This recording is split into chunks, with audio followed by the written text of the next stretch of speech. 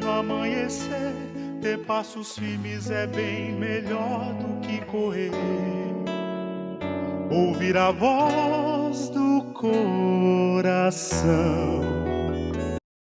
Nós estamos iniciando uma nova série, é o mês de agosto, e nós pensamos nesse tema, a vida como ela é. Estamos em tempos de pandemia, em tempos em que a vida é questionada, a vida corre riscos, e nós precisamos valorizar a vida, precisamos valorizar esse dom que Deus nos deu, essa dádiva que Deus nos deu, que é a nossa vida. Apesar das circunstâncias, apesar dos momentos difíceis, a vida é bênção de Deus. E a cada domingo, então, como foi passado aí no vídeo, nós estaremos abordando um aspecto que faz da vida ser essa bênção, essa vida ser essa dádiva e essa graça do nosso Deus. Hoje, o nosso tema é alegria. A vida como ela é, a vida é alegre, é feliz. Mas daí vem a pergunta para nós: qual é a medida do nosso contentamento? O que realmente traz para nós a felicidade? A ideia de felicidade tem grande importância para a origem da filosofia. Ela faz parte das primeiras reflexões filosóficas sobre a ética que foram elaboradas lá na Grécia Antiga. Esse tema sempre foi um tema recorrente na filosofia, no pensamento humano. Tales de Mileto, lá no século VI antes de Cristo, ele dizia que feliz é quem tem corpo são e forte, boa sorte e alma bem formada. Sócrates, lá no ano 470, 399 a.C., o filósofo, não é o jogador, mas o filósofo, dizia que a felicidade era o bem da alma e que só podia ser atingida por meio de uma conduta virtuosa e justa. Platão, seu discípulo, dizia que a felicidade está no amor, e amar é desejar. E se eu desejo algo, é porque eu não tenho esse algo. Então eu estou sempre amando o que desejo e desejando aquilo que eu não tenho. Portanto, a felicidade está sempre em algo a ser conquistada, a ser desejada, perseguida. Aristóteles, discípulo de Platão, vai dizer que felicidade é amar aquilo que tenho, mas colocava algumas coisas que julgava importantes para que essa felicidade se concretizasse: boa saúde, a liberdade e uma boa situação socioeconômica. Para Aristóteles, o Estado tinha que criar as condições necessárias para que o cidadão fosse feliz. Nós poderíamos citar aqui vários filósofos, tantos outros, que no decorrer da história também trabalharam e pensaram e refletiram sobre a vida e o que traz a felicidade. Pois esse tema, como eu disse, foi recorrente aí na história da filosofia, no pensamento humano, na busca do ser humano por essa felicidade. Mas o que nós percebemos em toda essa trajetória é que a alegria é sempre algo que se encontra fora de nós. Por isso é algo que estamos sempre desejando, procurando, pois nunca encontramos o limite do nosso contentamento. Nunca encontramos aquilo que nós podemos dizer: agora sou feliz. Queremos sempre mais. A alegria está sempre por encontrar. É comum as pessoas dizerem: quando eu tiver esse emprego, quando eu tiver esse salário, esse objeto, esse bem, essa pessoa, então eu serei feliz. A alegria está sempre por vir, seja um bem, uma pessoa, um negócio, um empreendimento. Há sempre algo que ainda não se fez, uma viagem, uma festa. Muitos vivem uma vida ansiosa, angustiada, insatisfeita, numa sensação de que não podem perder nada, nenhuma oportunidade, porque disto depende o seu contentamento. É disto que vem a sua alegria ou a sua felicidade. Muitos crentes vivem infelizes e insatisfeitos, pois acreditam que a felicidade está na próxima bênção que Deus vai dar. A felicidade, portanto, está sempre do lado de fora. A sociedade pensa assim. A igreja, muitos crentes são contaminados por essa filosofia, por esse modo de pensar e acreditar, entendendo que a felicidade é sempre algo que está do lado de fora, é sempre algo que ainda vai acontecer e que vai garantir esta alegria. Não é isso que a palavra de Deus nos ensina. Por isso, preste bem atenção você que está participando desta celebração. Preste bem atenção nesse texto que nós vamos ler da palavra de Deus. Não se feche, tá? Não se feche, não fique com aquilo assim, mas não dá, para mim não dá, não, eu não vou conseguir fazer isso, eu não vou conseguir viver assim, jamais, né? Nós vamos ler um texto de Paulo. Paulo era alguém assim, sobre-humano, não era. Paulo era igual a nós. Era alguém que tinha suas lutas, suas crises, era um pecador, a ponto de dizer o bem que eu quero não faço, mas o mal estou sempre fazendo. Portanto, vamos ouvir a palavra de Deus. Não olhar para Paulo, mas olhar para Jesus e ouvir a sua palavra e deixar que ela realize em nós o seu querer, a sua transformação. Filipenses, no capítulo 4, do verso 10 a 13, diz assim: Alegrei-me sobremaneira no Senhor, porque agora, uma vez mais, renovastes a meu favor o vosso cuidado, o qual também tinhais antes, mas vos faltava oportunidade. Digo isto não por causa da pobreza, porque eu aprendi a viver contente em toda e qualquer situação. Tanto sei estar humilhado, como também ser honrado. De tudo e em todas as circunstâncias já tenho experiência, tanto de fartura como de fome, assim de abundância como também de escassez. Tudo posso naquele que me fortalece.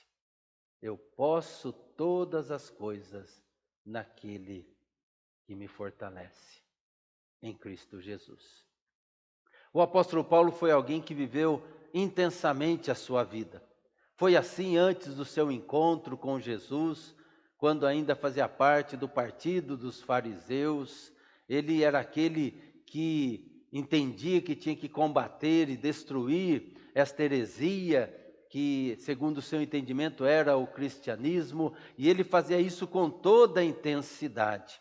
Como também viveu com toda a intensidade depois do encontro com Cristo Jesus, depois que teve também sua vida transformada. E Paulo passou por muitas circunstâncias, tanto circunstâncias boas como circunstâncias ruins. Por isso ele tinha autoridade para dizer: eu aprendi a viver contente em toda e qualquer situação. Ele havia experimentado, por amor a Cristo, a humilhação de ser preso, açoitado, zombado, como também experimentou antes da sua conversão a fama, o prestígio, o poder. Para ele, as circunstâncias, como disse, de ser humilhado e ser honrado, não era impedimento para o seu estado de contentamento. Ou seja, a sua alegria não dependia das circunstâncias, não dependia da situação na qual ele estava vivendo, não dependia das circunstâncias serem favoráveis para que pudesse então ser feliz. Quando ele estava preso, um episódio da vida dele, que ele estava preso ao lado de Silas, lá na cadeia, lá na cidade de Filipos, e preso não porque cometeu um delito, um crime, mas porque estava pregando a palavra de Deus. Ali está registrado que em vez de ficar murmurando, reclamando da sua situação, até porque estava fazendo a vontade de Deus, e aí acontece essa tragédia com ele de ser preso por causa disso.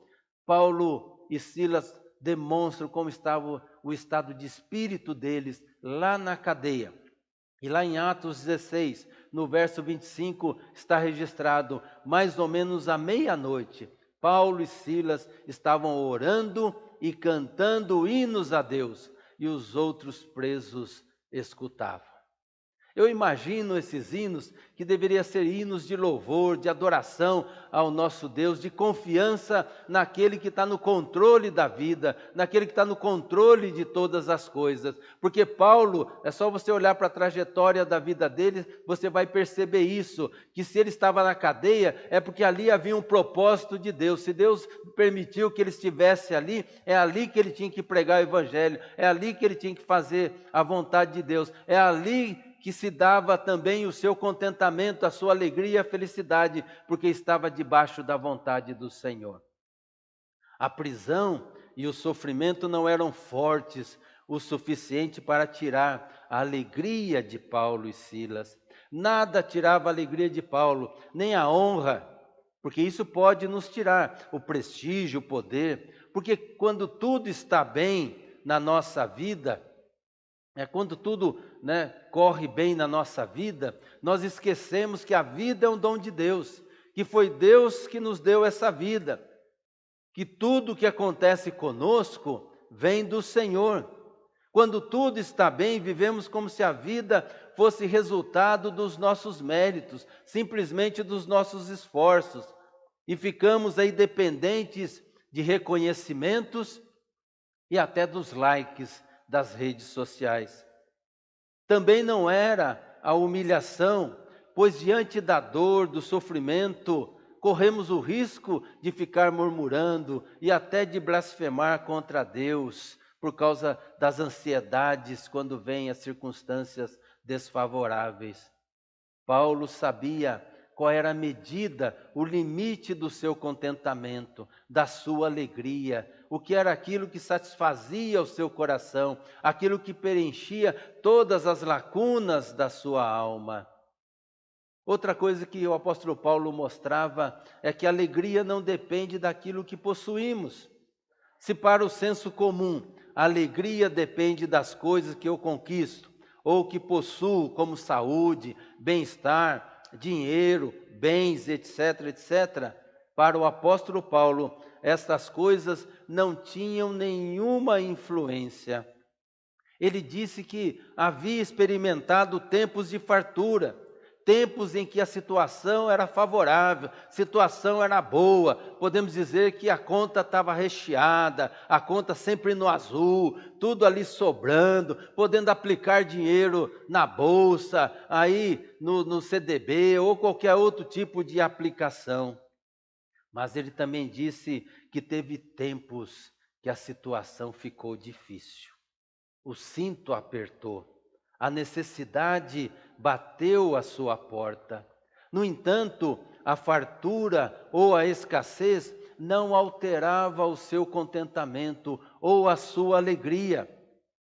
Para o apóstolo Paulo, ter um bom emprego, dinheiro na conta, ter boa saúde, não é isso que nos faz feliz, pois isso faz parte da eterna insatisfação humana. Quanto mais se tem, mais vai querer ter. É o eterno desejo de ter para ser, sendo que a proposta do Evangelho é ser para ter.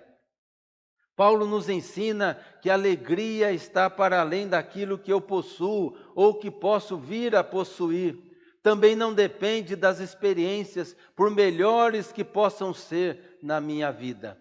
Para ele, a alegria ou viver alegre em toda e qualquer situação dependia de uma única pessoa, Jesus Cristo.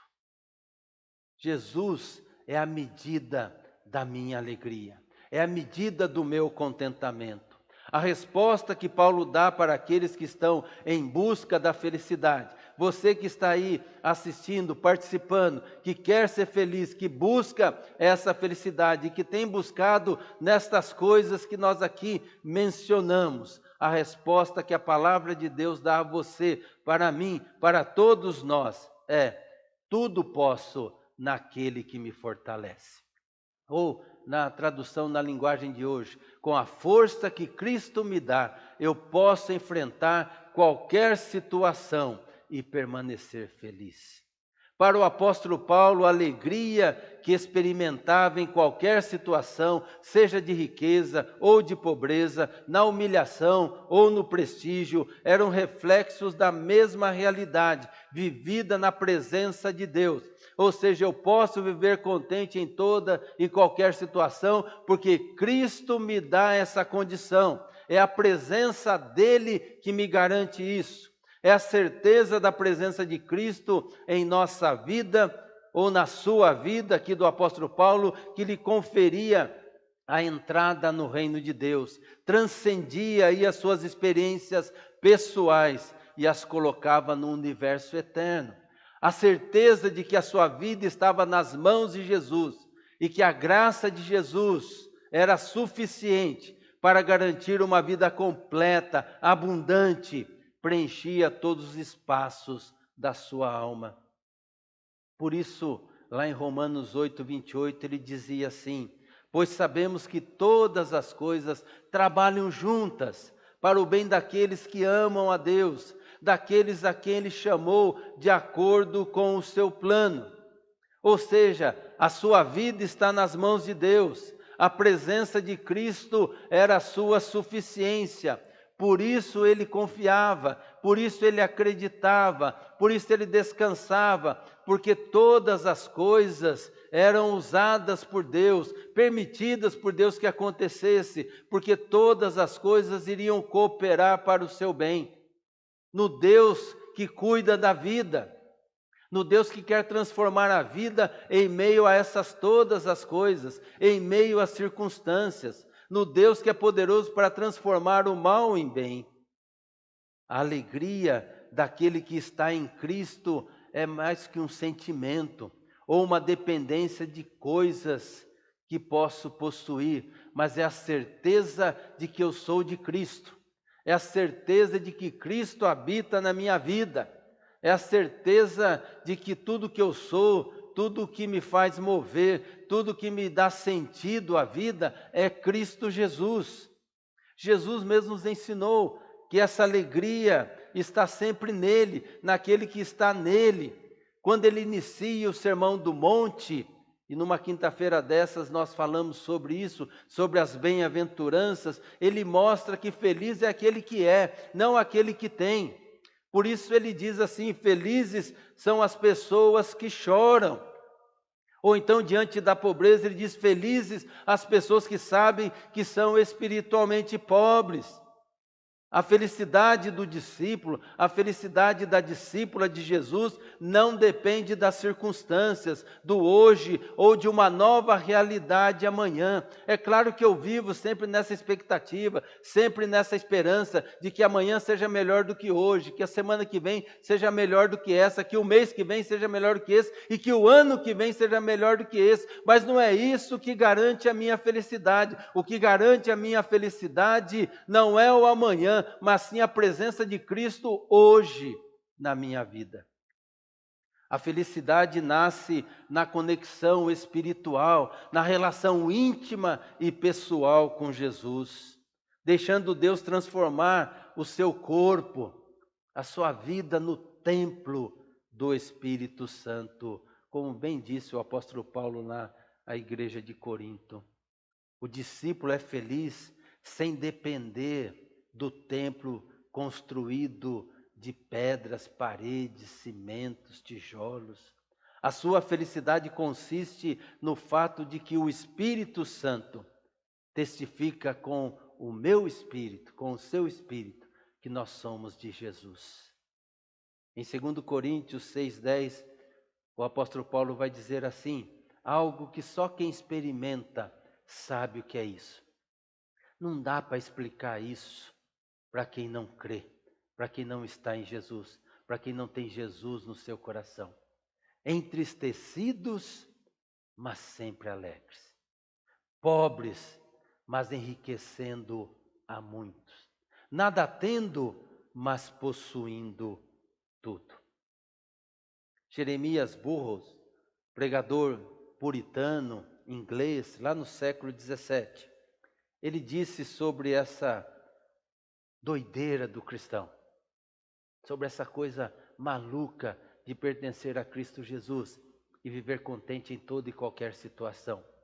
Ele diz assim: só a graça de Deus é que pode nos ensinar a combinar tristeza e alegria numa experiência comum de paz e contentamento. É um mistério só experimentado por aqueles que receberam a Jesus como Senhor de suas vidas e entregaram em suas mãos salvadoras. A alegria para Jesus ou em Jesus reside na sua salvação, no reino de Deus e não nas coisas ou nas circunstâncias. Por isso disse, para não ficarmos ansiosos. Jesus diz, não fiquem ansiosos com o que comer, com o que beber, com o que vestir, com o dia de amanhã, mas que buscássemos hoje o reino de Deus e a sua justiça, pois Deus sabe o que nós precisamos, sabe o que nós necessitamos, então essas coisas serão acrescentadas, pode crer nisso. Eu não posso prometer para você que você vai ser rico, que você vai ter uma casa própria, que você vai ter um bom emprego, mas eu posso te prometer pela palavra de Deus, que aquilo que você precisa, aquilo que você necessita para a sua vida, Deus sempre dará. É promessa dele, está no contrato. Talvez você que está vendo, que está ouvindo essa mensagem, pode pensar assim que eu estou simplificando demais a vida e a alegria. Você pode até achar que eu estou convidando você a uma vida acomodada, resignada, sem graça. Mas eu quero dizer para você, em nome de Jesus, não tem nada de comodismo, alienação, masoquismo e inércia no que a palavra de Deus está nos falando nesta manhã. Para o apóstolo Paulo, o contentamento, a alegria, não significava uma acomodação em relação aos desafios da vida ou da missão que Deus nos confiou. Nem tampouco é um convite ao desinteresse por melhorar ou por crescer na vida. Não há nada demais nisso, em você desejar o melhor para você, para a sua família, para a igreja. Para ele, a alegria, para o apóstolo Paulo, a alegria era um estado de alma. E isso ele descobriu que em Cristo ele possui tudo o que lhe é necessário para uma vida alegre, para uma vida em paz e comunhão com Deus e com as pessoas. Que a verdadeira alegria não será encontrada numa visita ao shopping, ou num novo emprego, ou num melhor emprego, num bom salário, no carro do ano, na casa própria ou no novo negócio, mas nas coisas simples e rotineiras, nas experiências que a graça de Deus nos concede todos os dias, nos encontros com os amigos e amigas, o convívio com a família, no pertencimento à igreja de Jesus, na comunhão com os irmãos e irmãs, como também nas tristezas, nas dores, nas frustrações que nós vivenciamos, pois tudo isso faz parte da existência humana. E negar isso, negar estas coisas na nossa existência, é negar a própria vida. Alegria não significa não passar pelos vales de sombra e de morte, mas gozar a plenitude do reino, do amor, da justiça e da paz que só Cristo pode nos dar. Na música Epitáfio, da banda Titãs, ele faz referência ali, o autor faz referência a uma série de coisas que poderia ter feito. Coisas normais, coisas comuns da vida. A música mostra como que uma certa frustração. Quando eu ouço essa música, eu penso muito em Eclesiastes, né? Lembra-te do teu Criador nos dias da tua mocidade, antes que cheguem os maus dias, e você vai dizer, não tenho neles prazer. E eu vejo nessa música alguém que parece que está frustrado, mas no fundo eles querem passar uma mensagem para que a gente possa olhar para a vida e não viver uma vida de arrependimento por não ter aproveitado a vida. Amar, chorar, ver o sol nascer, arriscar, errar, aceitar as pessoas como elas são, se importar menos com problemas pequenos, ou seja, aceitar e experimentar a vida como ela é. A vida é feita de tudo isso, mas para que nós possamos aprender a ver em tudo isso a manifestação da graça de Deus, é necessário deixar Cristo tomar conta da sua vida por inteiro. É necessário se entregar nas mãos de Jesus. Porque ele mesmo disse aos discípulos, lá em João 16, 22, assim também agora vós tendes tristeza, passamos por isso, mas outra vez vos verei, o vosso coração se alegrará e a vossa alegria ninguém poderá tirar. Nem circunstâncias, nem coisas que você possa ter ou coisas que você possa deixar de ter. Se você quer experimentar essa alegria, não há outra alternativa, não há outra receita, senão entregar a sua vida a Jesus. Entregar sua vida a Jesus. Receba-o como Salvador. Torne Jesus o Senhor da sua vida.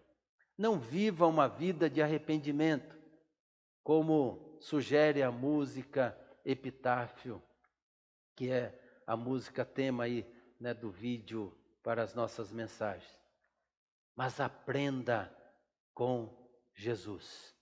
Aprenda com Jesus a viver contente, feliz, alegre em toda e qualquer situação. Pois só em Cristo a vida, como diz o poeta, é bonita, é bonita, é bonita.